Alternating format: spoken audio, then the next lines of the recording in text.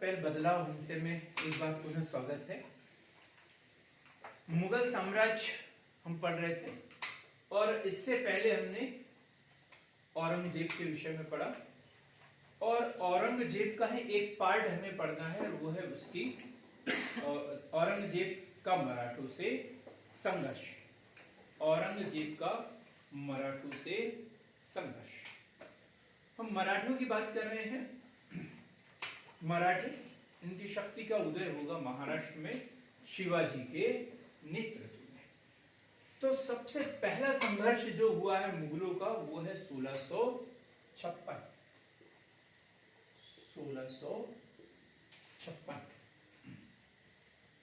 1656 शिवाजी से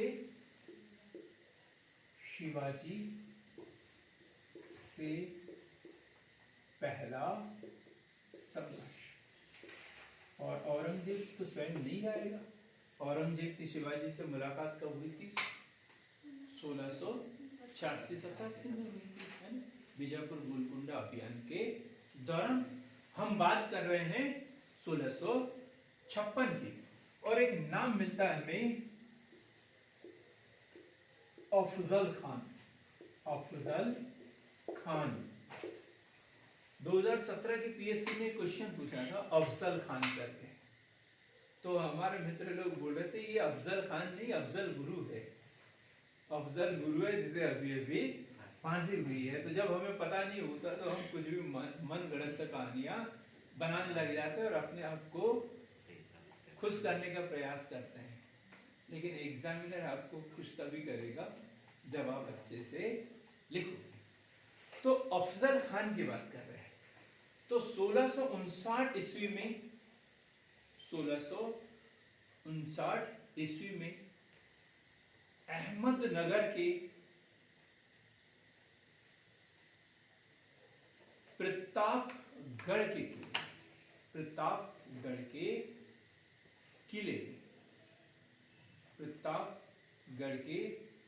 किले में शिवाजी को कृष्णा भास्कर, एक नाम मिलता है कृष्णा भास्कर को भेजा था। इसमें अफजल खान ने शिवाजी के पास एक मध्यस्थ बनाकर भेजा था कि आप जाओ और शिवाजी को हमसे समझौता करने के लिए लेके आ जाओ। लेकिन कृष्णा भास्कर ने उसे रास्ते में बता दिया कि तुम्हारे खिलाफ क्या चल रही है, साजिश चल रही है, तुम्हारी हत्या करने की प्लानिंग है। तो शिवाजी ने क्या किया, बाघनख क्या होता है? हाँ? नहीं, एक छोटा सा हथियार होता है जो ऐसे यार लगाते हैं, है ना, उंगलियों में फंसाते हैं और उससे उनकी हत्या कर दी थी। अपन शाइस्ता खान कहाँ है? ये है शाइस्ता खान, है। इसके बाद हम पढ़ेंगे शाइस्ता खान। तो बाघनख से जो है शिवाजी ने इसकी हत्या कर दी थी। क्वेश्चन बनते हैं दोनों तीनों। कब की बात है ये? 1956। शिवाजी से पहला संघर्ष कैसे हुआ कि शिवाजी ने अहमदनगर व जुन्नूर के किले पर आक्रमण किया था। शिवाजी ने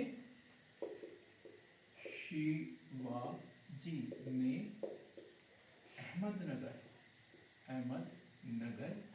व जुन्नूर के किले पर आक्रमण किया और लूटते थे, है? और एक कर वसूल करते थे, देशमुख और चौथ। जो सरदेशमुख ये कर होता जो पैतृक कर था। चौथ क्या होता था? आक्रमण से बचने के लिए इतना कर दे दो जो आक्रमण के लिए तैयार था। तो शिवाजी ने अहमदनगर और जुन्नूर के किले पर आक्रमण किया। तो 1659 ईस्वी में अफजल खान को औरंगजेब द्वारा भेजा गया। कब? 1659 ईस्वी में अफजल खान को औरंगजेब द्वारा शिवाजी को नियंत्रित करने के लिए भेजा। और अफजल खान ने एक षड्यंत्र रचा और उसमें किसको शामिल किया? कृष्णा भास्कर नामक एक पंडित को शामिल किया। और वो गया भी शिवाजी को बुलाने के लिए, लेके भी आया, लेकिन उसने राज खोल दिया और मौका पाकर शिवाजी ने बागनक से अफजल खान की हत्या कर दी। काम खत्म हो गया 1659। अब क्या औरंगजेब चुप हो जाएंगे? नहीं। अब हम बात कर रहे हैं 1660 की। 1660 और नाम है हमारे सामने शाइस्ता खान। शाइस्ता खान, शाइस्ता खान 1660। मुगल बादशाह औरंगजेब द्वारा शाइस्ता खान को भेजा गया शिवाजी को नियंत्रित करने के लिए।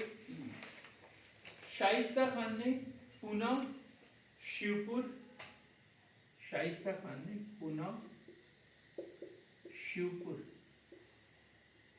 को जीत लिया। इन किलों को जीत लिया शाइस्ता खान ने। लंबा संघर्ष चला, 2-3 साल का, जीत लिया। अब शिवाजी के सामने तो कोई उपाय बचा नहीं था, तो इसलिए इनको समझौते के लिए बुलाया गया। कहां पर? शिवाजी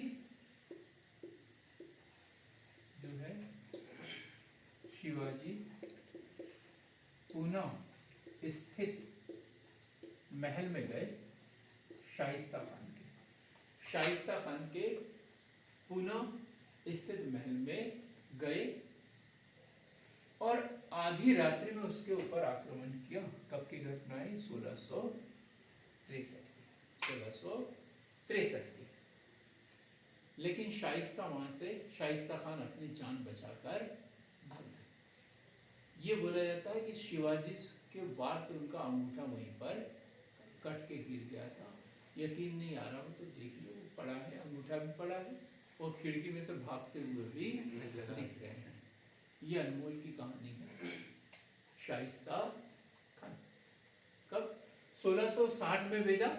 उन्होंने पुनः शिवपुर पर अधिकार कर लिया। पुणे के किले में शाइस्ता खान रहते थे। शिवाजी ने रात में वहां पर आक्रमण किया। किले पर अधिकार तो कर लिया, लेकिन शाइस्ता खान अपनी जान बचाकर भाग गए। क्लियर हुई बात? शाइस्ता खान अपनी जान बचाकर भाग गए। अब हम बात करते हैं 1665, और ये बड़ा महत्वपूर्ण 1665, और यह है पुरंदर की संधि। पुरंदर की संधि, पुरंदर की संधि कब की बात है? 1665, पुरंदर की संधि। पुरंदर की संधि में यदि देखें तो शिवाजी और कछुआ राजा जयसिंह के बीच में, कछुआ राजा जयसिंह के बीच में, कछुआ राजा जयसिंह के बीच में 22 जून 1665, 22 जून 1665, 22 जून 1665।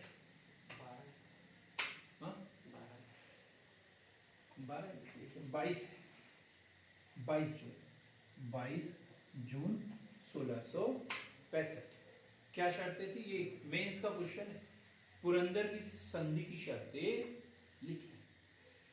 तो शिवाजी ने इतने दिनों में बहुत सारे किलों पर अधिकार करके रखा था, तो बहुत सारे किले मुगलों को देना था। कुछ किले ही अपने पास में रखना था। तानाजी फिल्म देखी होगी, उसमें देखो फिर उदय भान सिंह राठौर, इसके बाद में किसको भेजेंगे? उदय भान सिंह राठौर को भेजेंगे। और वो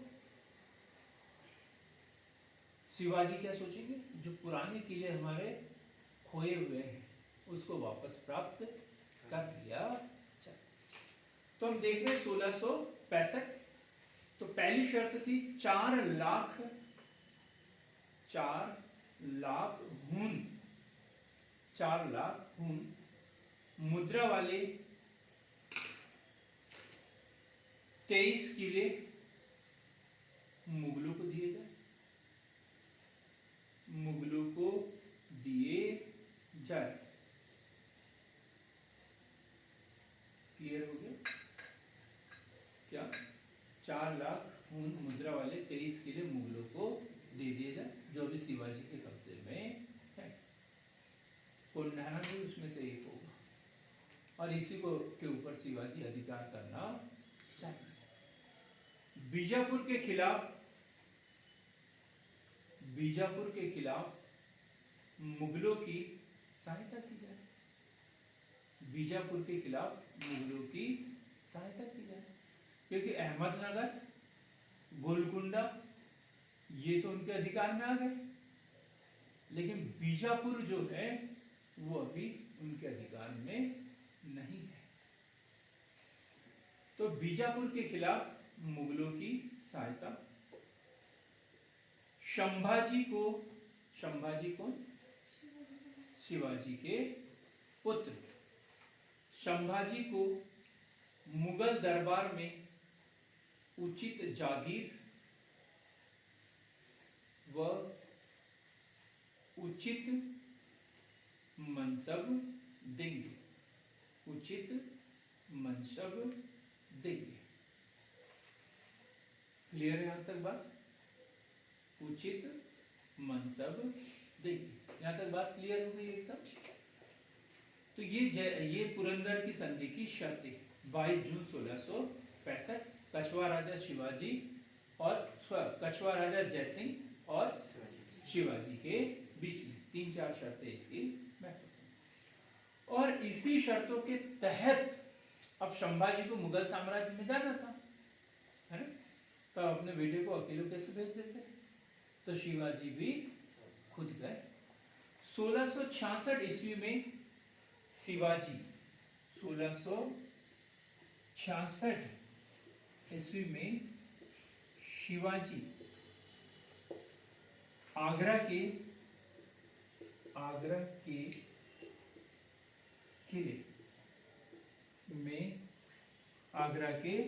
किले में उपस्थित हुए।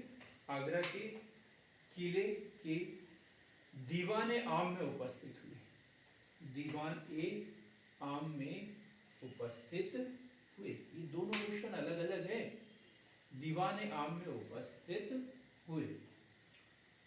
अब क्या था, इनको क्या लग रहा था शिवाजी को कि हम तो यहाँ के राजा है, राजा जैसा हमारे साथ में व्यवहार होगा।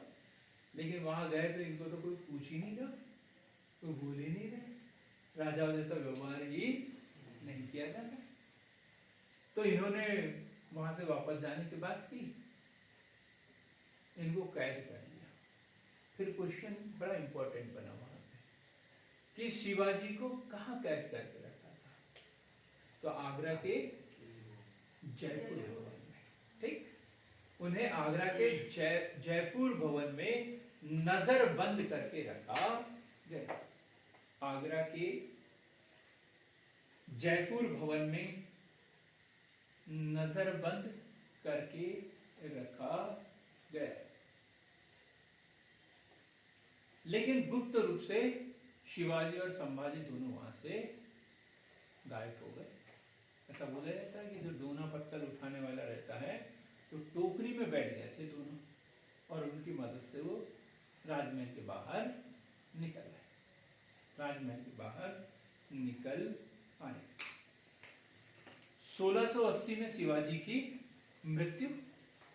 1680 में शिवाजी की मृत्यु, और उनके उत्तराधिकारी कौन बने? संभाजी। कौन बने? संभाजी। लेकिन वहां एक उपद्रव हो गया। यहां पर उपद्रव हो गया। क्या हुआ? शहजादा अकबर का विद्रोह। शहजादा अकबर का विद्रोह डिटेल में पढ़ेंगे बाद में। 1681 में, अभी नहीं लिखना, हम बाद में पढ़ेंगे इसे। जब औरंगजेब के समय के विद्रोह पढ़ेंगे तब पढ़ेंगे इसे।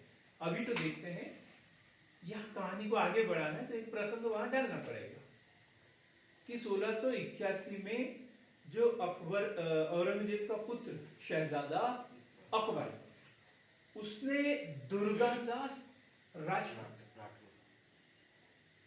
बैतूल में उसकी मूर्ति बनी, कारगिल चौक, दुर्गादास राठौर है ना। उस दुर्गादास के कहने पे आकर इन्होंने क्या कर दिया, विद्रोह कर दिया, विद्रोह कर दिया। अब उस विद्रोह में कैसे अकबर ने साजिश की, हम औरंगजेब ने साजिश की वो देखेंगे। लेकिन वहां से भी भागकर वो दक्षिण में गए, और दक्षिण में कहाँ चले गए, संभाजी के पास में चले गए। अब संभाजी को शरण नहीं देना चाहिए था, क्यों? क्योंकि जब हमें बिच्छू का मंत्र याद न हो तो सांप के बिल में हाथ नहीं डालना चाहिए, ये कहावत है। इन्होंने उसको शरण दी, और वैसे भी भगोड़े आदमी को शरण दे के क्या फायदा, जिसके पीछे मुसीबत पीछा कर रही। यदि कोई खजाना लेके आ रहा होता तो बात भी अलग थी, जबरदस्ती फटे में टांग अड़ाना किसी को बोलते हैं। उन्होंने उसको शरण दे दी, और औरंगजेब उसका पीछा करते करते 1682 में, हमने पहले भी पढ़ा, वो दक्षिण में पहुंच गए, दक्षिण में पहुंच गए। संभाजी जो थे वो ज्यादा किसी पे विश्वास भी नहीं करते थे।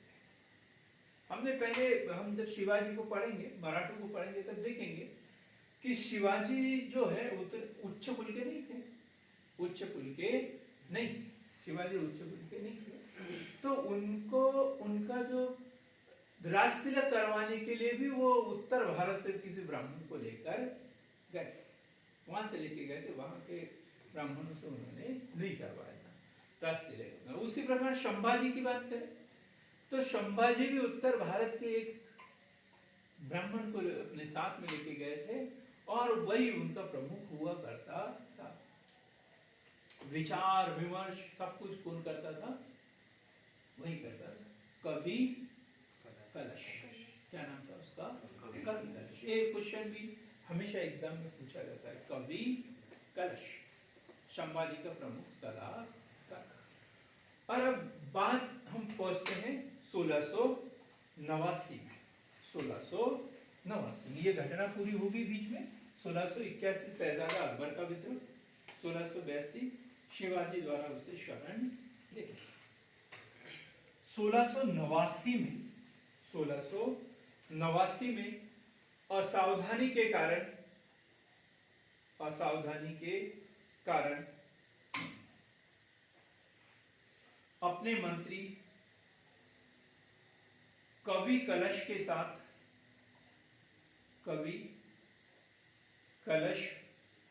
साथ पकड़ा गया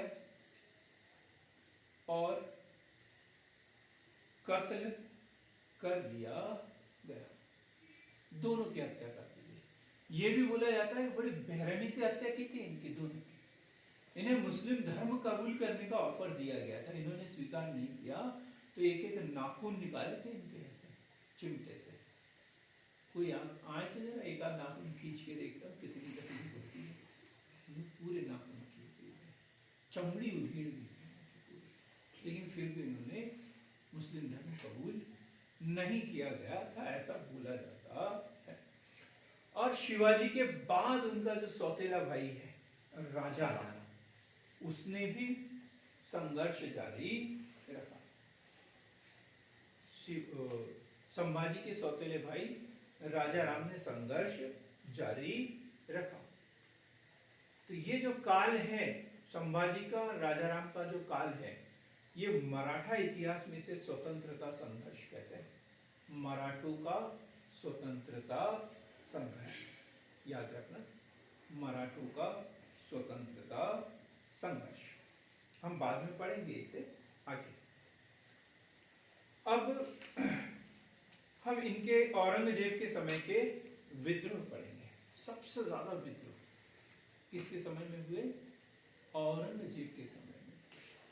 सबसे ज्यादा साम्राज्य का विस्तार किसके समय में था? औरंगजेब के समय। तो सबसे ज्यादा विद्रोह भी उसी के समय में हुए। विद्रोह होने का एक कारण ये भी था कि वो चिंदी के पीछे भागते रहे। काय के पीछे? चिंदी के पीछे भागते रहे और पूरा कपड़ा उन्होंने कहाँ छोड़ दिया?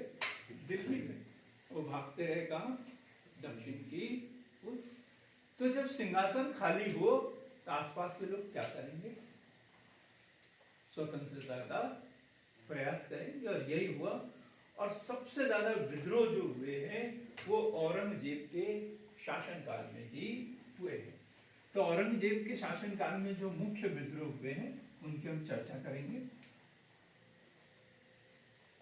औरंगजेब के शासनकाल के प्रमुख विद्रोह, एक आध विद्रोह किसी को याद है क्या?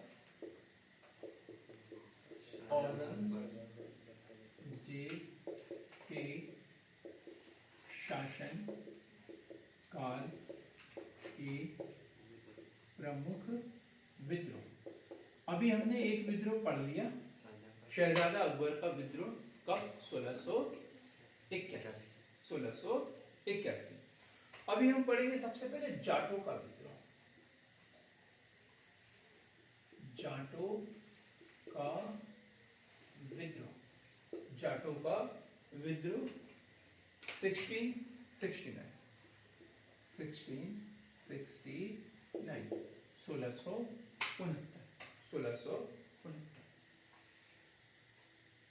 गोकुल,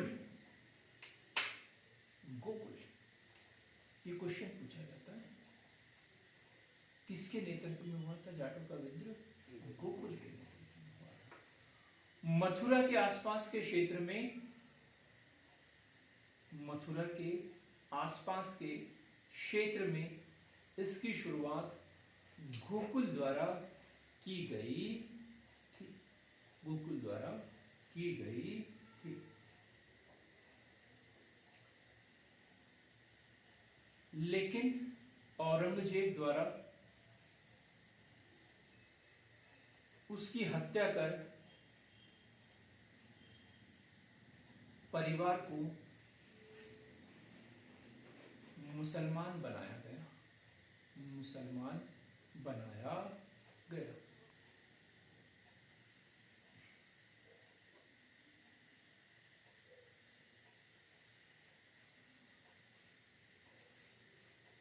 अब 1686 सबसे पहले कौन? गोकुल। गोकुल कहां पर? ये मथुरा, मथुरा के। अब कुछ समय के लिए तो शांत हो गया, लेकिन जो आग लगी हुई थी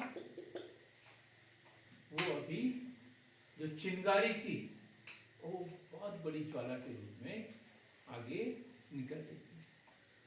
तो राजा राम और चूड़ामन किसके नेतृत्व में? राजा राम व चूड़ामन के नेतृत्व में हुआ। आगे पहले गोकुल, फिर राजा राम व चूड़ामन। छापामार युद्ध व लूटपाट की नीति, गुरिल्ला युद्ध करते थे। छापामार ये मतलब कहीं युद्ध नहीं कर रहे थे, डकैती डालते थे, लूटते थे इनको। ये बड़ा महत्वपूर्ण 1688 क्या है? अकबर का मकबरा कहाँ है? सिकंदरा में, दिल्ली के पास सिकंदरा में। तो इन्होंने अकबर के मकबरे को लूटा था। ये क्वेश्चन पूछा जाता है एग्जाम में, अकबर के मकबरे को लूटा। सिकंदरा स्थित अकबर के मकबरे को या अकबर की कब्र की लूटपाट की। अकबर की अस्थियों को खोदकर जला दिया। अकबर की अस्थियों को खोदकर जला दिया।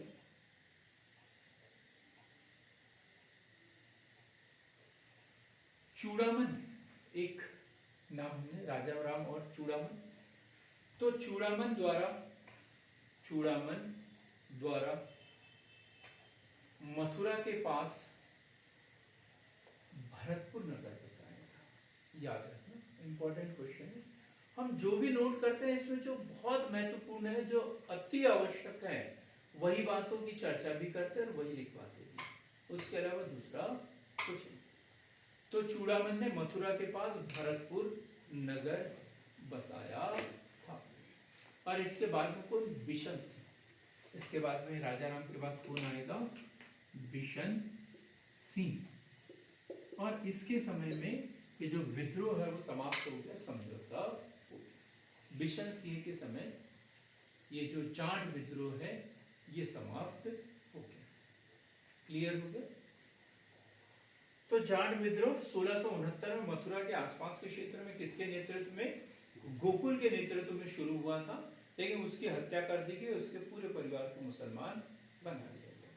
फिर यही बात आगे 1686 में उसी के भतीजों राजा राम और चूड़ामन के द्वारा बताई गई। तो राजा राम से जाटों का अफलातून भी कहते हैं शायद, राजा राम को, है ना। राजा राम ने क्या किया था? सिकंदरा स्थित अकबर के मकबरे को लूटा, उनके अस्थियों को निकाल कर जला दिया था। चूड़ामन ने क्या किया? मथुरा के पास भरतपुर नामक नगर बसाया था। बाद में बिशन सिंह के समय में ये जो विद्रोह है समाप्त हो गया था। अब हम पढ़ेंगे बुंदेला विद्रोह। बुंदेला विद्रोह हम देखेंगे, हम जाएंगे वहां तक, कहां तक? वीर सिंह बुंदेला, जहांगीर के कहने पर जिसने अबुल फजल की हत्या कर दी, अबुल फजल की हत्या कर दी थी जहांगीर के कहने पर।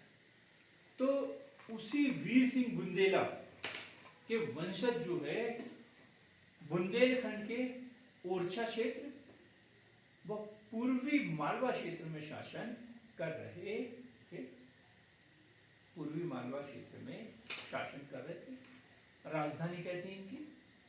पन्ना। राजधानी क्या थी? पन्ना। राजधानी पन्ना।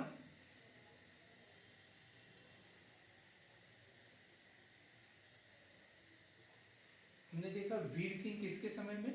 वीर सिंह बुंदेला जहांगीर के समय में। जुझार सिंह शाहजहां के समय में। जुझार सिंह ने भी विद्रोह किया था और ये विद्रोह जारी रहा किसके नेतृत्व में? चंपत राय। चंपत राय व छत्रसाल। चंपत राय व छत्रसाल। छत्रसाल जिसे बुंदेलखंड का शिवाजी कहते हैं। छत्रसाल को क्या कहते हैं? बुंदेलखंड का शिवाजी। छत्रसाल को बुंदेलखंड का शिवाजी भी कहते हैं। ठीक, तो इनके नेतृत्व में विद्रोह हुआ, बुंदेला विद्रोह। चंपत राय व छत्रसाल के नेतृत्व में बुंदेलखंड वो पूर्वी मालवा क्षेत्र में, उस समय इनकी राजधानी क्या थी? पन्ना। अब हम पढ़ेंगे सतनामियों का विद्रोह। सतनामियों का विद्रोह। सतनामियों का विद्रोह 1672 मेवात के आसपास के क्षेत्र में। मेवात के आसपास के क्षेत्र में सतनामी किसे कहते हैं? एक तरह के किसानों का। हाँ, जो सत्य और ईश्वर में विश्वास रखते हैं, सतनामी। सत्य ना, जो सत्य व ईश्वर में विश्वास रखने के कारण सतनामी इन्हें कहा गया। सतनामी कहा गया।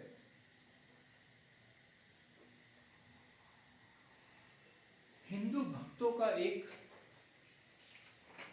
उपद्रवी संप्रदाय था। उपद्रवी संप्रदाय था। भक्त वैसे कैसे होना चाहिए? शांत होना चाहिए, धीर गंभीर होना चाहिए, लेकिन ये ऐसा जो एक लड़ाका प्रवृत्ति के थे, किसी से लेना देना नहीं रखते थे, और कोई इनको छेड़ दे तो फिर उसे छोड़ते भी नहीं थे। मुगल सेना ने क्या किया, या मुगल किसी कर्मचारी ने या किसी ने एक सतनामी संघ के व्यक्ति की हत्या कर दी। इसलिए पूरे सतनामियों ने, जैसे सन्यासियों का विद्रोह हुआ था वैसे सतनामियों का भी विद्रोह हुआ था। कोई परिणाम उसका नहीं। आगे देखेंगे।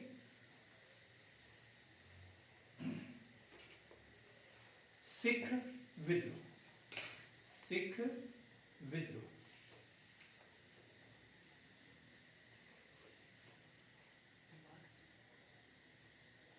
सिख विद्रोह औरंगजेब कालीन धार्मिक विद्रोह। धार्मिक विद्रोह। सिख विद्रोह की बात कर रहे हैं। सिख विद्रोह 1675 की घटना है। 1675 की घटना। गुरु तेग बहादुर को, गुरु तेग बहादुर को प्राणदंड दिया गया था। कौन से गुरु थे? सिखों के 9वें गुरु। गुरु तेग बहादुर को दिल्ली में शीशगंज चौराहे पर, ये है गलत है,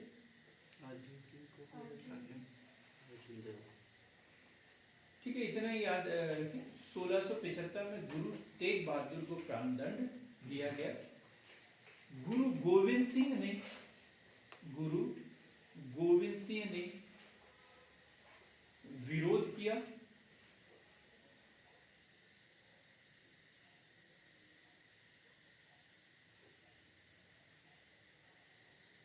गुरु गोविंद सिंह ने विरोध किया। औरंगजेब की मृत्यु के पश्चात, औरंगजेब की मृत्यु के पश्चात बहादुर शाह प्रथम की मदद करने हेतु दक्षिण गए।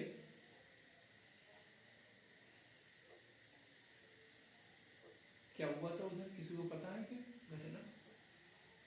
गोदावरी नदी के किनारे नांदेड़ में किसी ने चाकू मारकर इनकी हत्या कर दी थी, याद रखना है।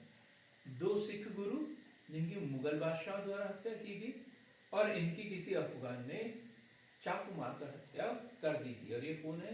सिखों के अंतिम गुरु, 10वें गुरु, गुरु गोविंद सिंह। तो क्या लिखा? गुरु गोविंद सिंह ने विरोध किया। औरंगजेब की मृत्यु के पश्चात उसके पुत्र बहादुर शाह प्रथम की मदद करने हेतु दक्षिण गए। क्यों? क्योंकि औरंगजेब की मृत्यु के पश्चात भी सिंहासन के लिए संघर्ष हुआ था और गुरु गोविंद सिंह ने किसका पक्ष लिया था? बहादुर शाह प्रथम। और इनकी मदद करने के लिए दक्षिण गए थे। तो वही गोदावरी नदी के तट पर नांदेड़ नामक स्थान पर एक अफगान ने चाकू मारकर हत्या कर दी गई। चाकू मारकर हत्या कर दी गई। क्लियर है ये? सिख विद्रोह कारण क्या था इसका? 1675 में गुरु तेग बहादुर को प्राणदंड दे। और इसके कारण विद्रोह किसने किया? गुरु गोविंद सिंह। सिखों के 10वें गुरु गुरु गोविंद सिंह ने विद्रोह जारी रखा। 1707 में जब औरंगजेब की मृत्यु हुई तो उसके सिंहासन के लिए जो संघर्ष हुआ, तो इसमें गुरु गोविंद सिंह जो है औरंगजेब के पुत्र बहादुर शाह प्रथम की मदद करने के लिए दक्षिण की ओर गए थे और वहीं गोदावरी नदी के किनारे नांदेड़ में किसी अफगान ने चाकू मारकर इन्हें घायल कर दिया था, फिर इनकी मृत्यु हो गई। अब हम पढ़ेंगे मारवाड़ विजय। मारवाड़ विजय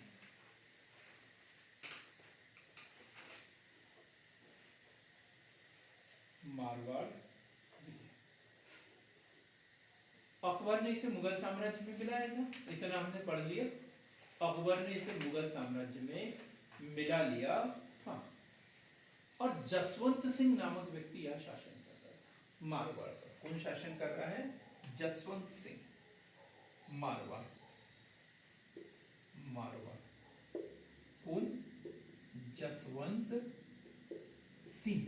तब तक तो सब कुछ ठीक चल रहा है। जब तक जसवंत सिंह है तब तक सब कुछ ठीक है। मुगलों की अधीनता इन्होंने स्वीकार की है। जसवंत सिंह की मृत्यु के पश्चात औरंगजेब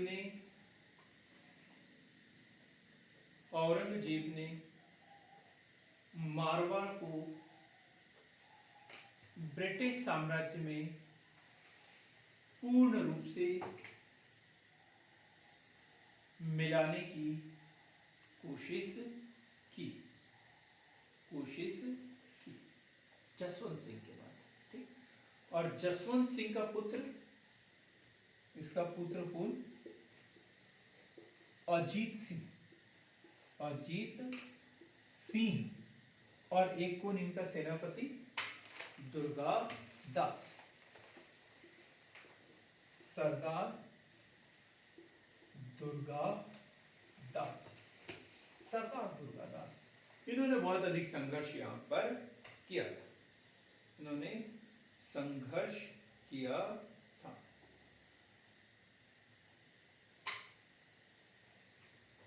अजीत सिंह ने ये मांग की थी किससे? औरंगजेब से, कि उन्हें मारवाड़ का शासक बनाया जाए।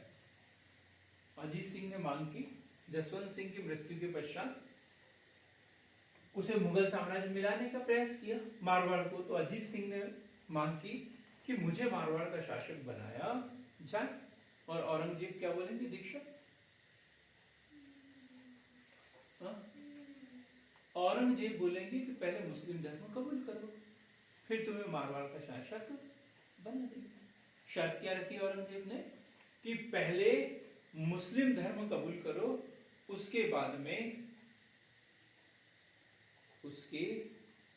में तुम्हें मारवाड़ का शासक बनाया जाएगा। अब क्या हुआ? उसी समय की एक बात थी, वो क्या हुई? उसी समय की एक घटना है, शहजादा अकबर का विद्रोह कब हुआ था? 1681 में। और 1681 में जब शहजादा अकबर ने विद्रोह किया और दुर्गादास ने उसका सपोर्ट किया था, शहजादा अकबर का। पहले पूरी कहानी सुन लो।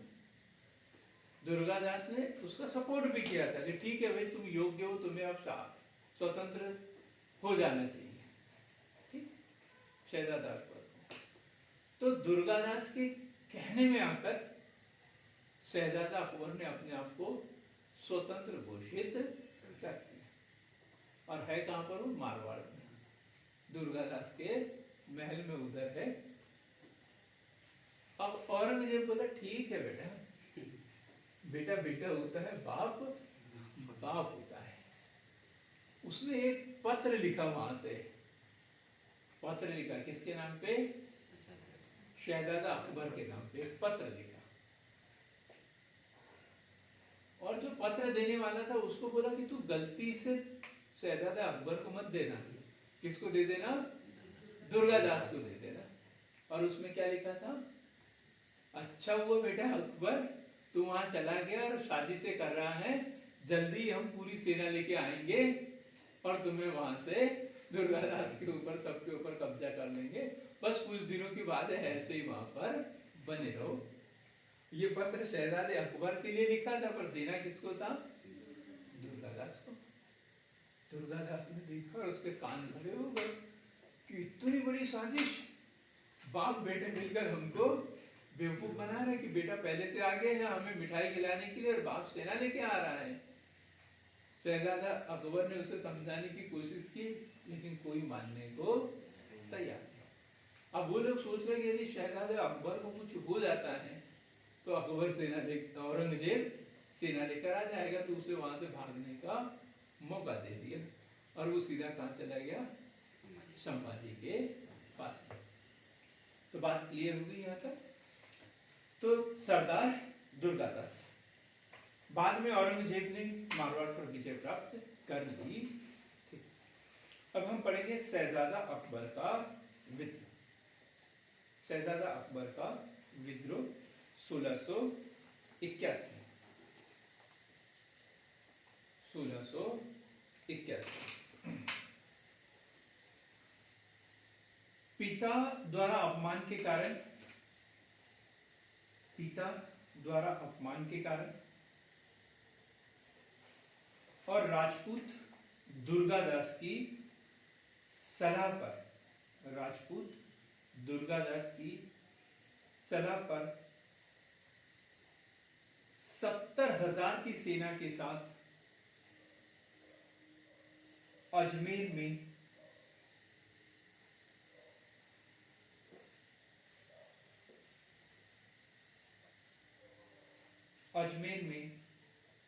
स्वयं को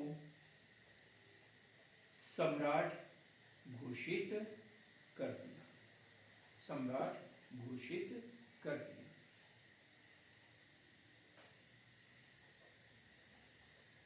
अकबर ने यहां, औरंगजेब ने यहां कूटनीति का सहारा लिया।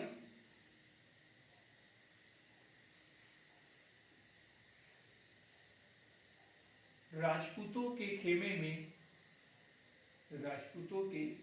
खेमे में शहजादा अकबर के नाम कूट रचित पत्र लिखा, कूट रचित पत्र लिखा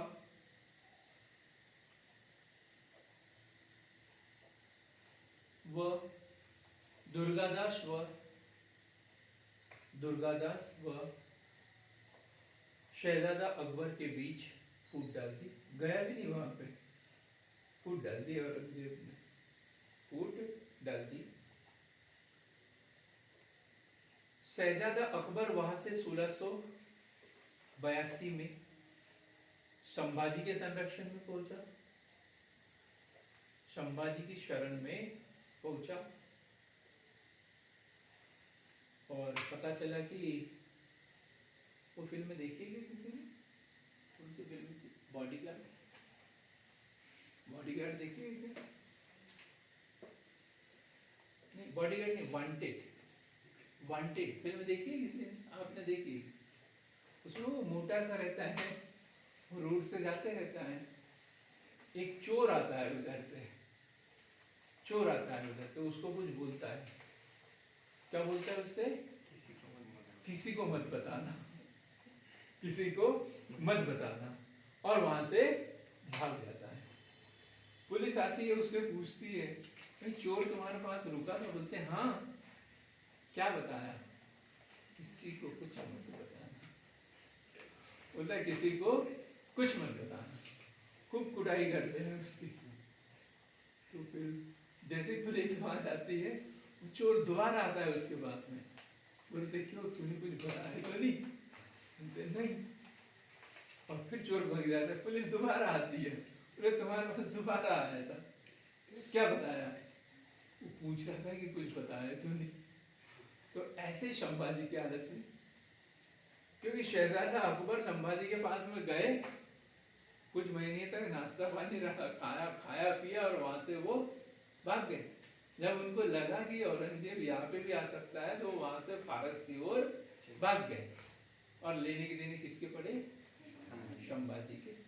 1689 ईस्वी में उनको कवि कलश के साथ में गिरफ्तार किया गया, और ढेर प्रकार की तरह तरह की यातनाएं देकर दोनों की हत्या कर दी गई थी।